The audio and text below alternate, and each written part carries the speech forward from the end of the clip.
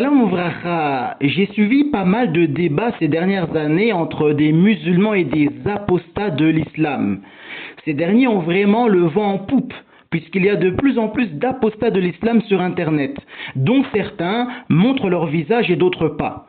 Et il y a une chose qui ressort très clairement de leurs propos. C'est qu'à travers leurs attaques contre l'islam, ils s'en prennent en réalité à toutes les religions, y compris le judaïsme. Donc, en tant que juif croyant et pratiquant, on doit être concerné par tout ce que ces gens athées et ou apostats disent contre l'islam, car tout ce qu'ils pensent de l'islam, des musulmans et du Coran, ils le pensent aussi du judaïsme, des juifs et de la Torah. Alors là, pour le coup, je pense que tout le monde le voit, c'est un sophisme de fausse attribution.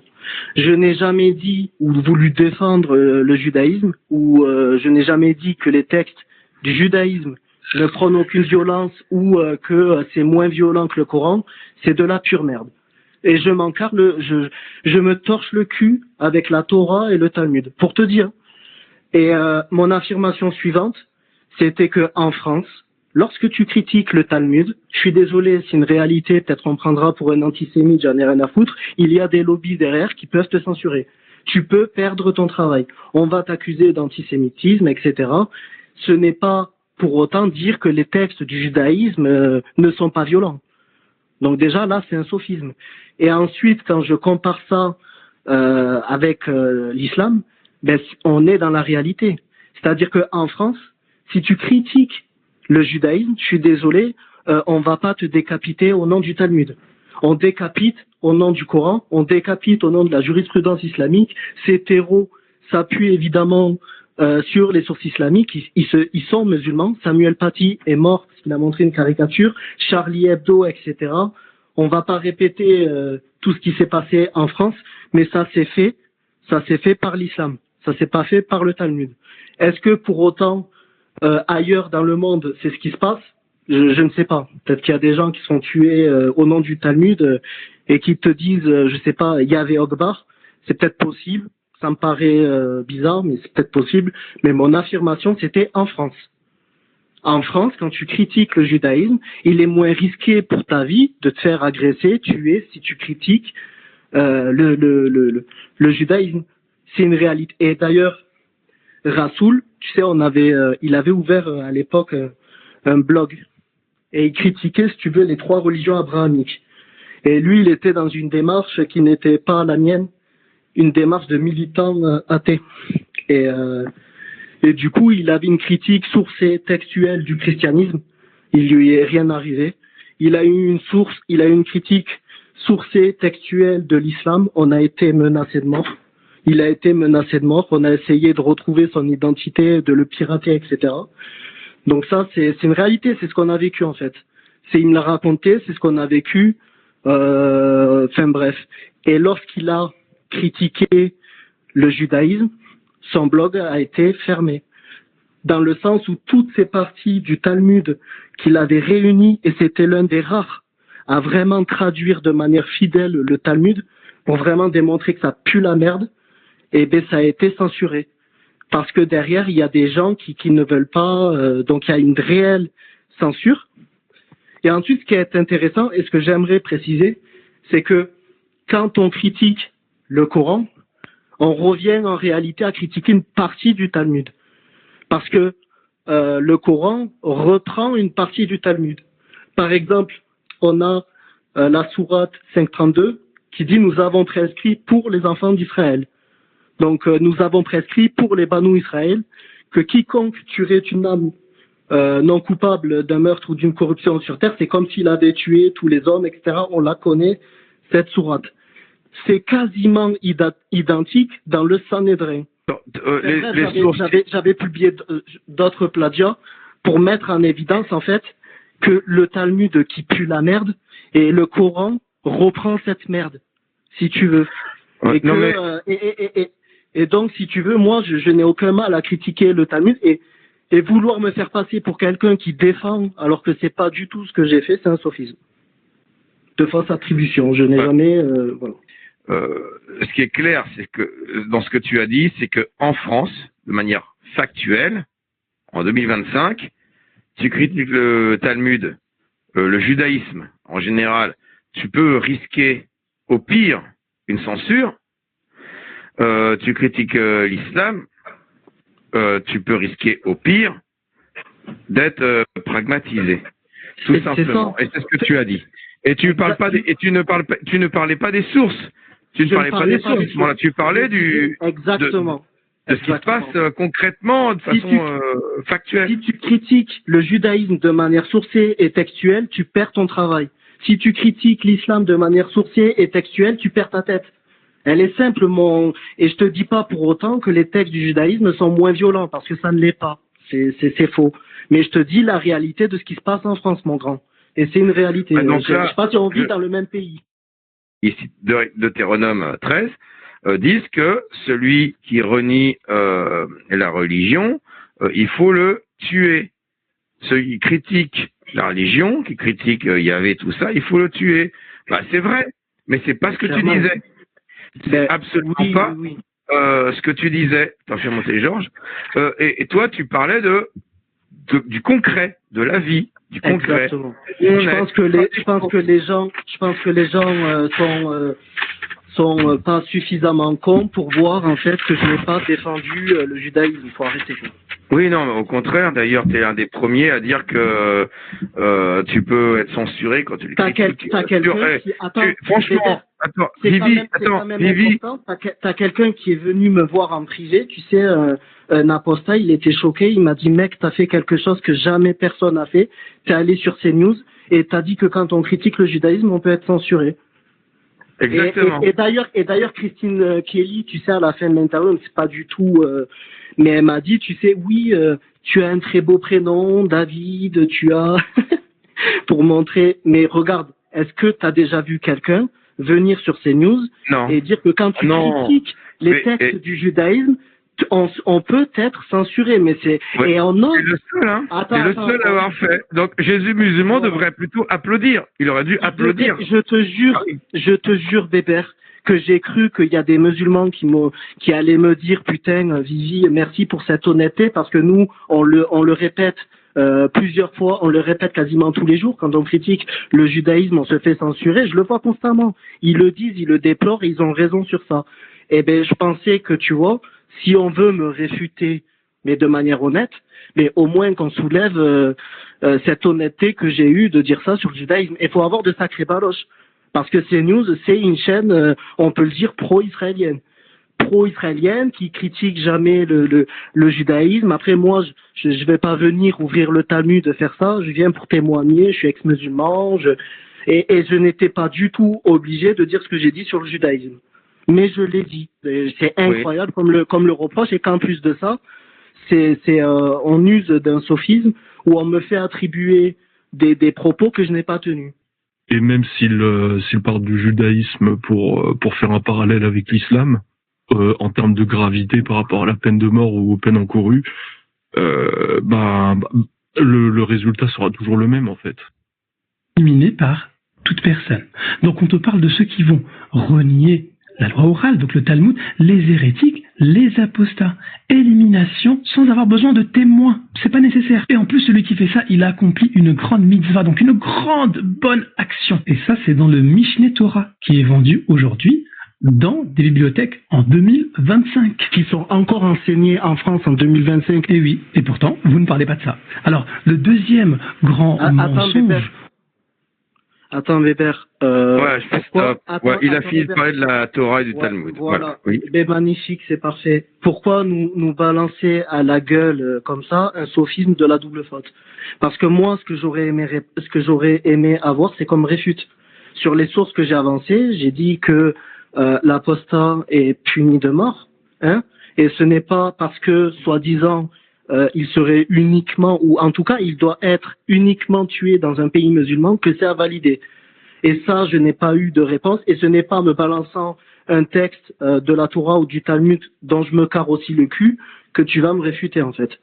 Donc, pour le coup, pour une fois encore, c'est malhonnête, et j'aurais aimé vraiment avoir une réponse sur l'apostat, et sur la peine de mort pour apostasie, et je suis prêt à dire que je me suis trompé si on me montre que j'ai fait une erreur, mais pour le moment, il est complètement à côté. On sort du sujet.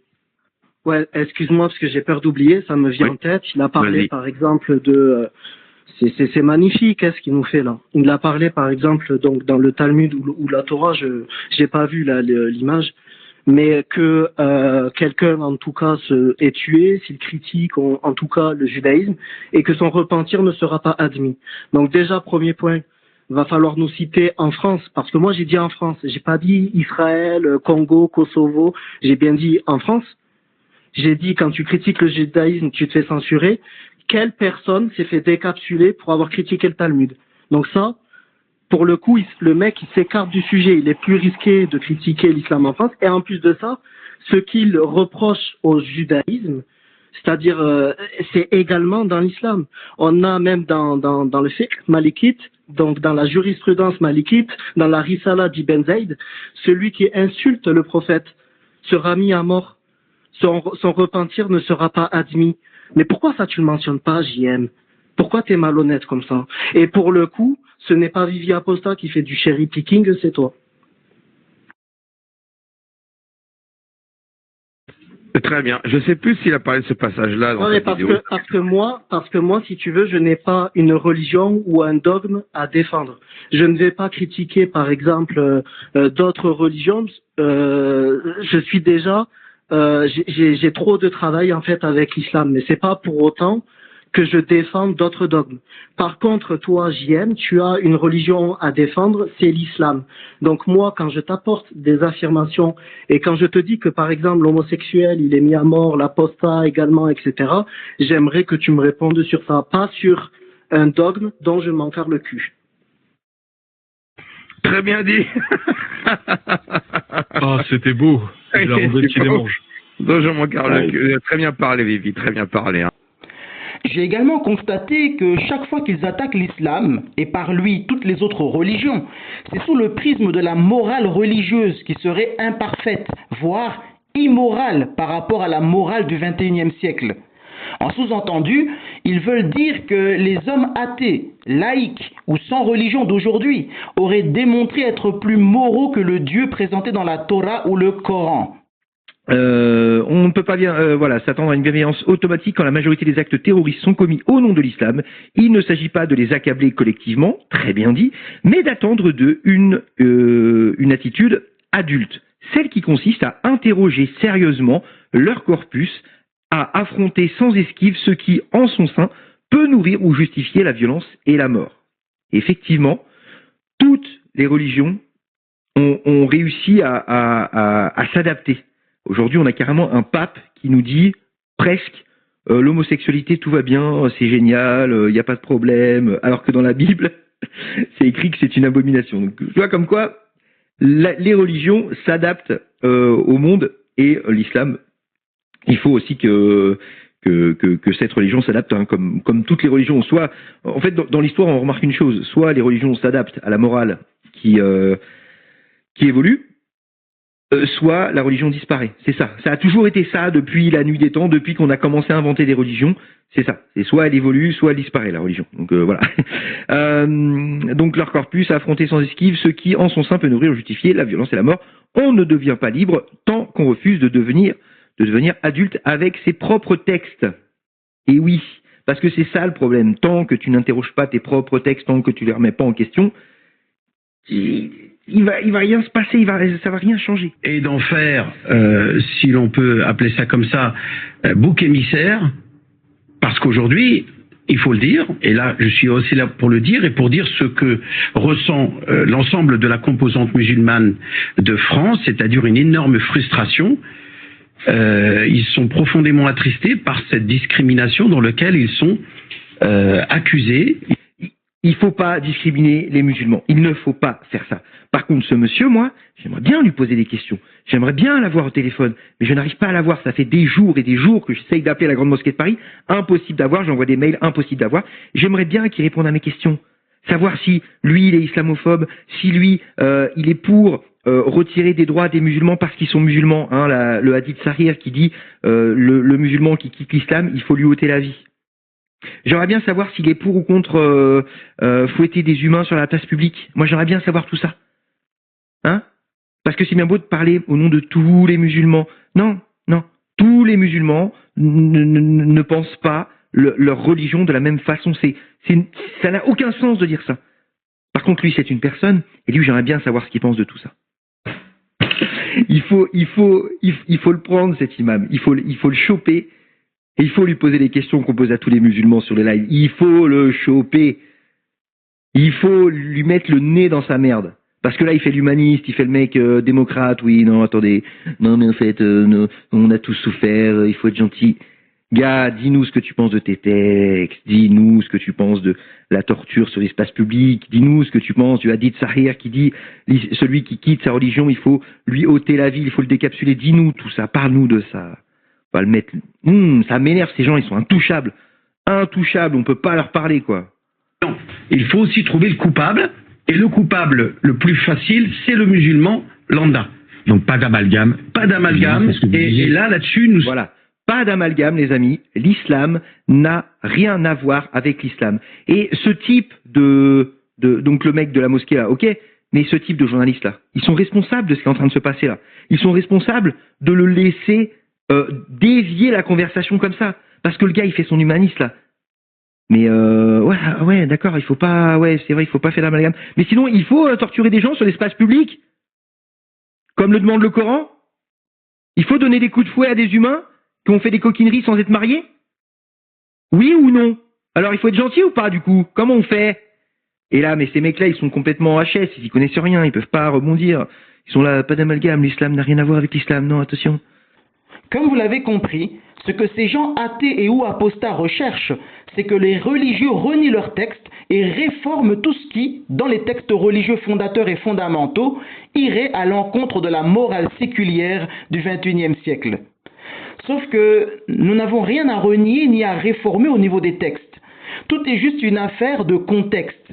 Et toutes ces personnes qui attaquent les religions n'aiment pas les contextes, alors qu'elles sont les premières, lorsqu'on fait des montages sur certains de leurs propos problématiques, à se défendre en affirmant avoir été pris hors contexte et que leurs propos auraient été coupés, manipulés, etc. Or, c'est exactement ce qu'elles font avec les religions qu'elles critiquent.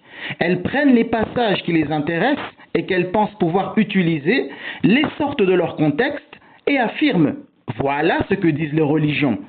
Mais elles ne veulent pas entendre les contextualisations qui leur sont avancées, ni voir les conditions d'application de ces passages d'après la jurisprudence. Ainsi, pris sans leur contexte respectif et la compréhension pratique de la jurisprudence, il y a tout un ensemble de passages de la Torah qui pourraient heurter les sensibilités des humains moralistes du XXIe siècle. Par exemple, le fait que la Torah nous ordonne d'exécuter les hommes qui commettent un acte homosexuel, comme cela est rapporté dans le livre du Lévitique, chapitre 20, le verset 13. Les transgresseurs du Shabbat, qu'on doit exécuter par lapidation, comme rapporté dans le livre des Nombres, chapitre 15, le verset 35. Les blasphémateurs, qui doivent être exécutés par lapidation, comme c'est indiqué dans le livre du Lévitique, chapitre 24, le verset 16. Les sorcières, comme indiqué dans le livre de l'Exode, chapitre 22, le verset 17.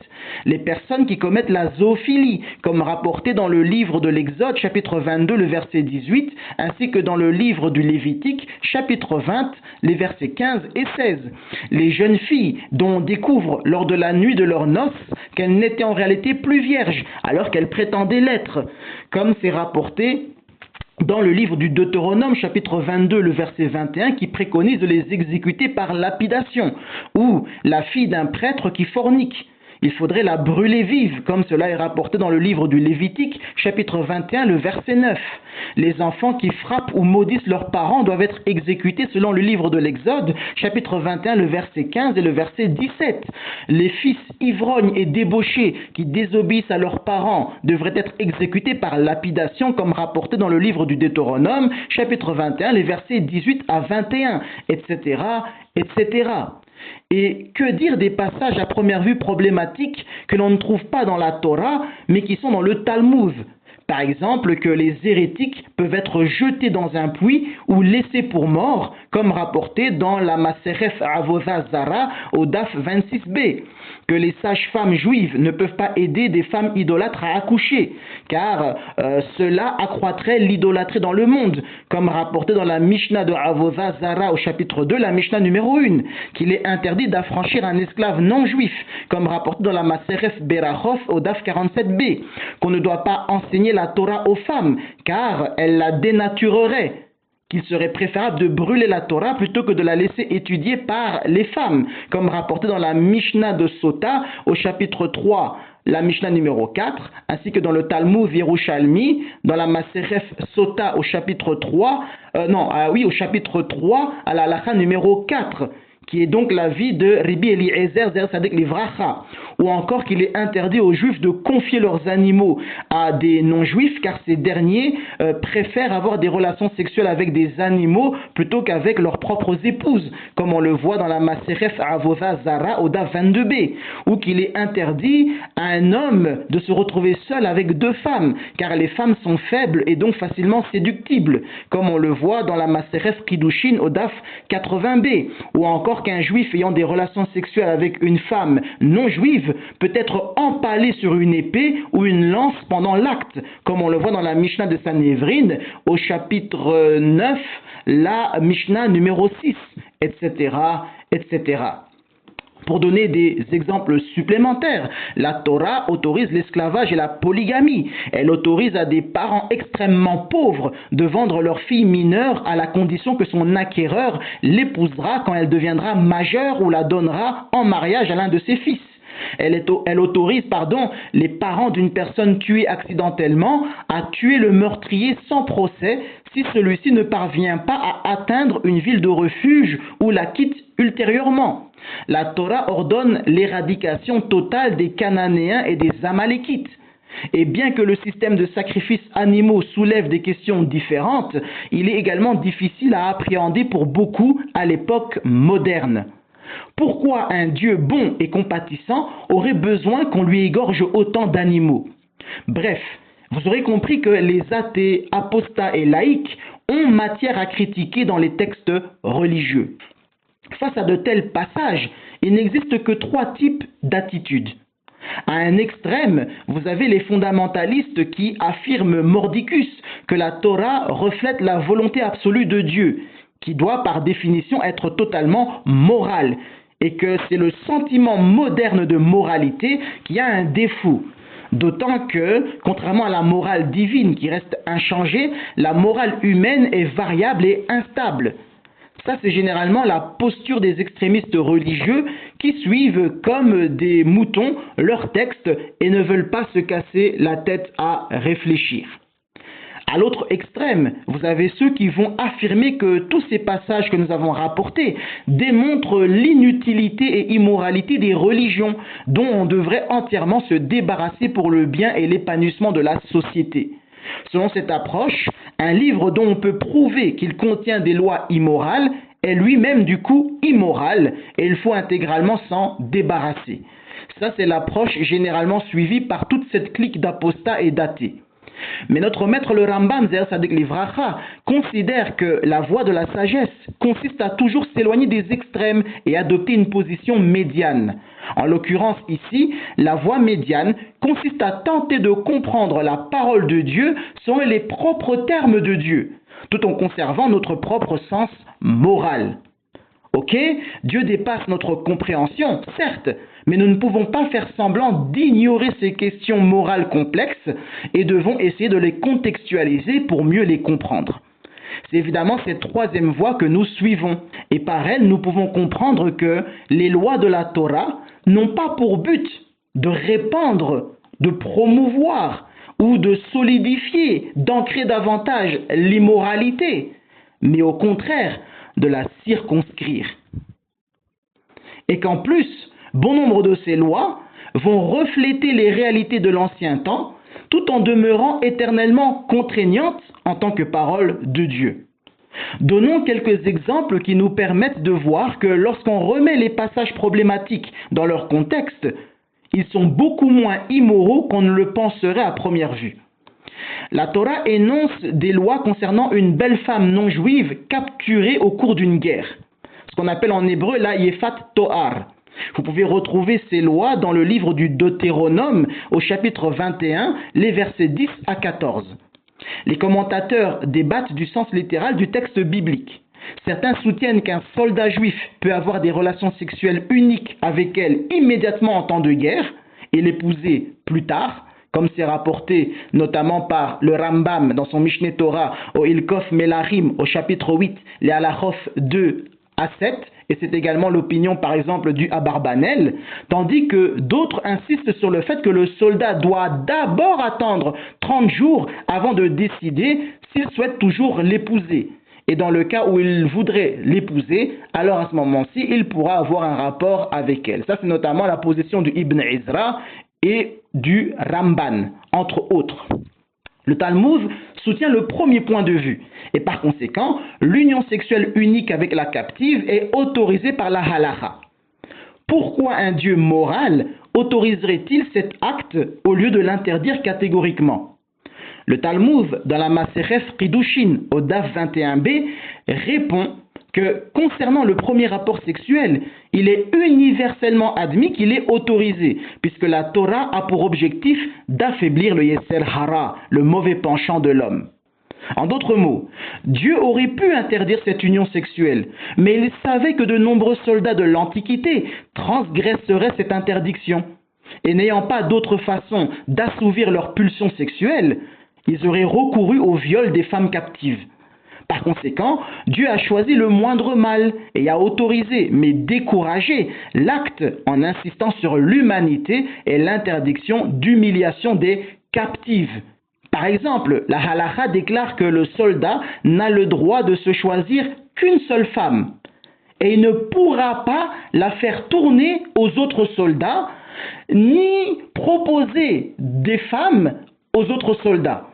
C'est-à-dire qu'il ne peut pas pousser les autres soldats à vouloir avoir des rapports sexuels. Si lui veut en avoir, il ne peut se choisir donc qu'une seule femme et seulement pour lui.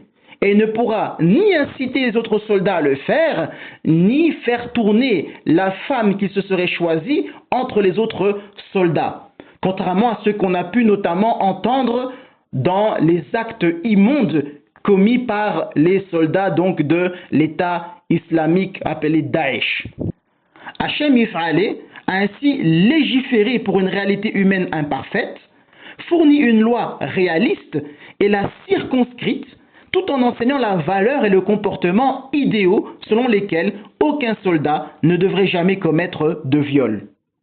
Eh bien, je suis désolé pour vous, messieurs et mesdames les moralistes. Je préfère 100 fois cette honnêteté et prise en compte des réalités par la Torah que l'hypocrisie des moralistes.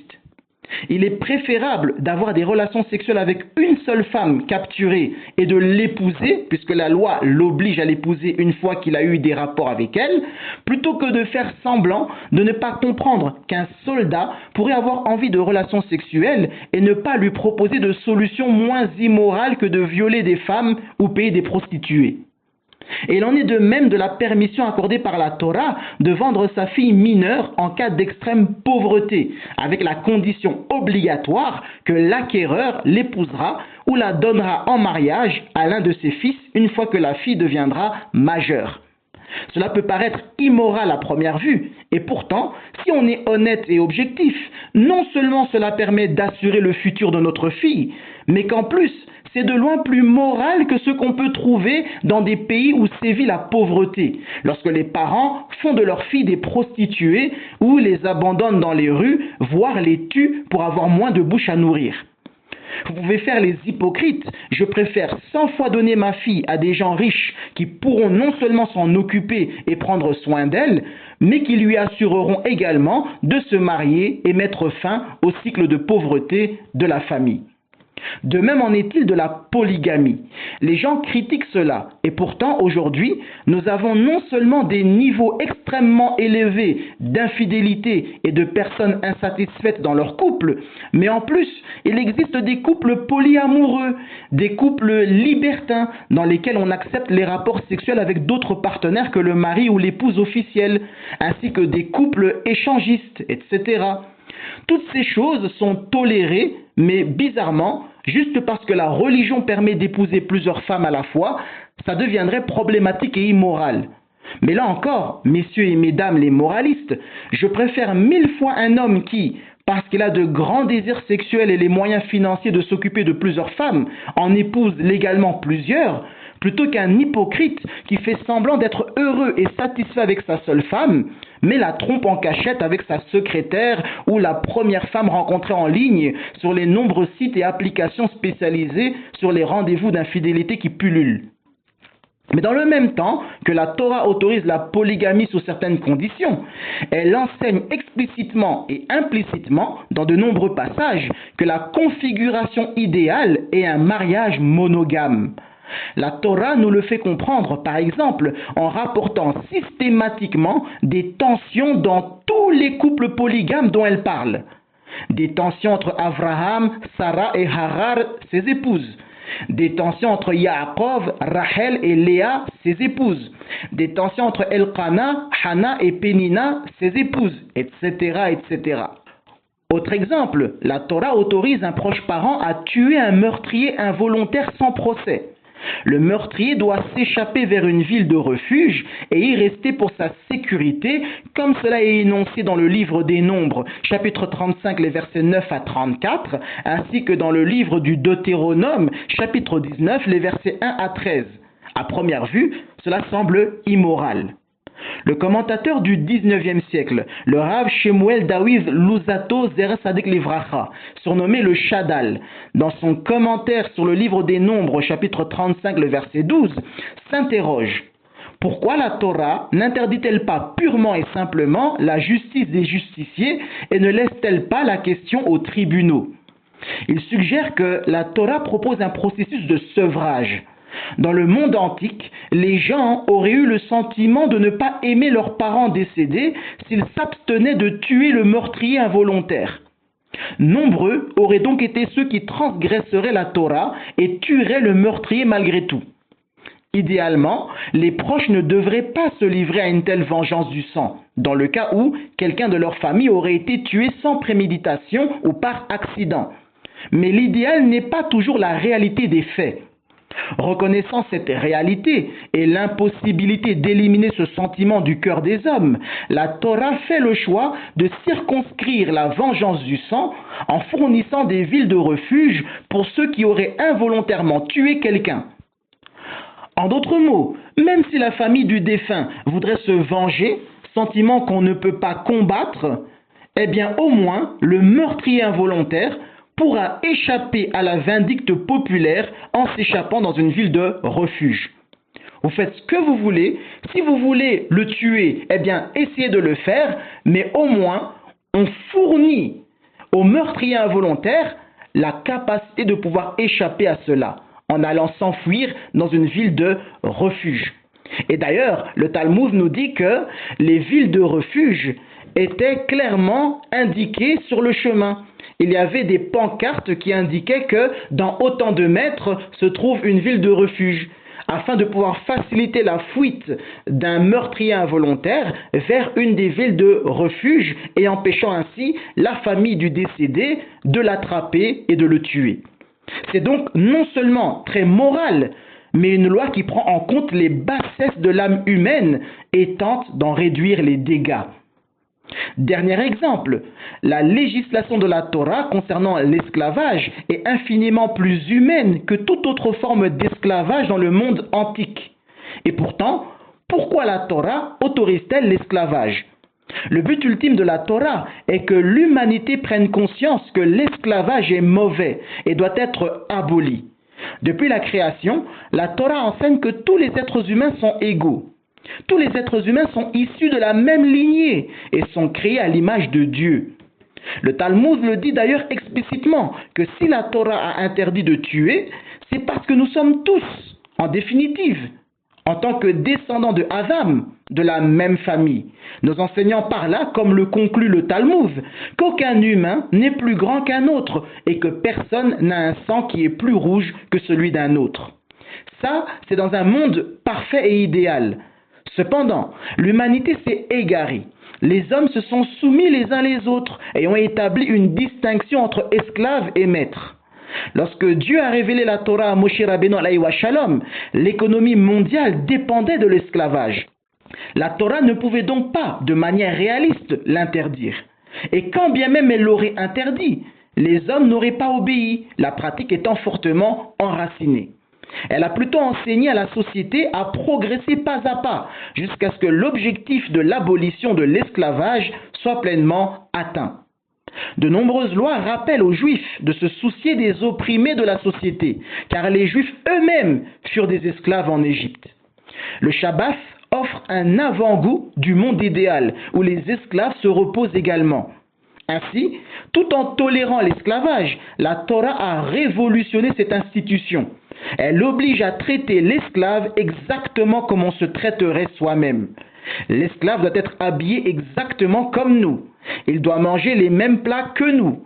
Il nous est interdit de le faire travailler sans une limite de temps de travail, ni de lui demander des choses dont on n'aurait pas besoin juste pour le déranger, etc., etc. La Torah a ainsi posé un seuil qui a empêché de sombrer dans les abus ignobles pratiqués par d'autres nations. Son objectif ultime est qu'avec le temps, les gens se demandent « Mais au fait, puisque nous devons les traiter comme nos propres personnes, pourquoi avons-nous des esclaves ?» L'abolition de l'esclavage dans la majeure partie du monde aujourd'hui est la concrétisation des idéaux enseignés par la Torah. Et j'ai fait exprès de prendre ces exemples-là parce que lorsque vous écoutez ces athées et apostats, ce sont toujours ces sujets qui reviennent. L'esclavage, la polygamie, le mariage des enfants, etc., etc. En résumé, Dieu a répondu à une réalité humaine imparfaite en révélant des lois interdisant immédiatement de nombreuses pratiques anciennes, tout en tolérant et en modifiant ou restreignant d'autres pratiques indésirables dans le but de les éliminer progressivement. Dans un monde idéal, Dieu n'aurait pas permis aux soldats de capturer de belles captives, la polygamie, la vengeance sanglante ou l'esclavage. Dieu a toléré ces pratiques comme des concessions à la réalité ancienne et a simultanément enseigné une morale idéale afin qu'Israël et l'humanité puissent évoluer et les abolir au fil du temps. D'ailleurs, le fait que de nombreuses personnes considèrent aujourd'hui ces pratiques comme moralement inacceptables témoigne, en réalité, du succès de la vision éducative à long terme de la Torah concernant la loi divine idéale. Kol Tov, Hazak, Uvarur.